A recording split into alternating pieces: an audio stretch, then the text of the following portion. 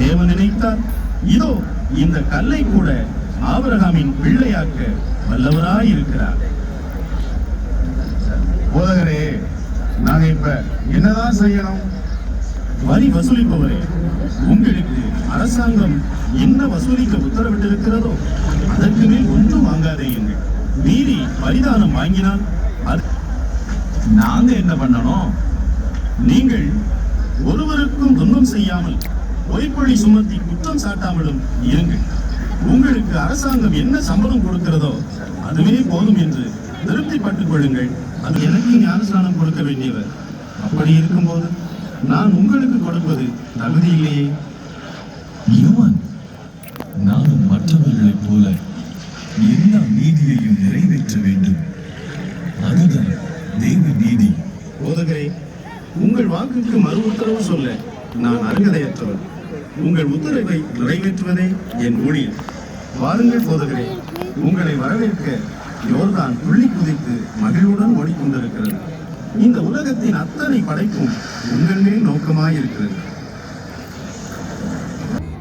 ஒவ்வொரு வார்த்தையினாலும் பிழைப்பான் என்று எழுதியிருக்கிறதே. இருந்து தாழ குதியும்.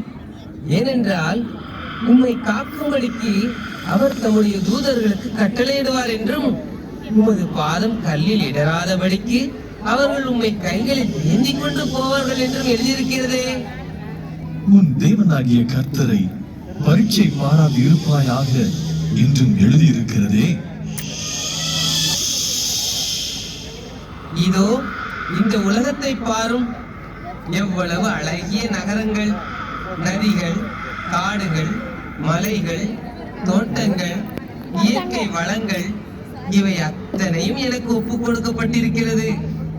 எனக்கு இஷ்டமானவனுக்கு இவைகளை கொடுக்கிறேன். நீர் என்னை பணிந்து கொண்டால் எல்லாம் உம்முடையதாகும். அப்பாலே ஓடிப்போ சாத்தானே, உன் தேவனாகிய கர்த்தரை பணிந்து கொண்டு அவர் ஒருவருக்கு மட்டுமே ஆராதனை செய்வாயாக என்றும் எழுதியிருக்கிறதே. சாரா, எப்படி இருக்க? கூட நிக்குது எத்தனாவது பிள்ளை? இது 6வதுக்கா. பிள்ளை அப்படியே ஒன்ன மாதிரியே இருக்கான். சரி, அது இருக்கட்டும். நீங்க மட்டும்தான் வந்தீங்களா? உங்க வீட்டுக்காரர் வரலையாக்கா? கொஞ்சம் இப்படி வாங்க. என்னப்பா பந்தி வேகமா நடக்கும்போது இடையில முக்கியமான விஷயங்க. என்னப்பா முக்கியமான விஷயம்? அது ஒண்ணும் இல்லக்கா, நீங்க போங்க. அட சும்மா சொல்லுப்பா, நம்ம சொந்த கல்யாணம். அது சொல்ல வந்ததை சொல்லுப்பா. அவங்க வேற யாருமா? நம்ம மாப்பிள்ளையோட சொந்தக்காரங்க தானே. ராஜ ரசம் காலியாக போகுது. உடனே வேற ஏற்பாடும் பண்ண முடியாது. கூட்டம் வேற இன்னும் நிறைய இருக்கு. முக்கியமானவங்க வேற நிறைய இருக்காங்க. ஏதாவது சமாளிப்பாரு. அந்த ரசம் பாத்திரத்தை எடுப்பா. இந்த நேரத்துல அவர் எங்க தான் போவாரு? நாம தான் ஏதாவது பண்ணி ஆகணும். சொல்லுங்கம்மா. கல்யாண வீட்டுல திராட்சை ரசம் முடிஞ்சு போச்சுப்பா. என்ன செய்ய தெரியாம கஷ்டப்படுறாங்க. நீதான் இந்த பிரச்சனையை தீர்த்து வைக்கணும்ப்பா.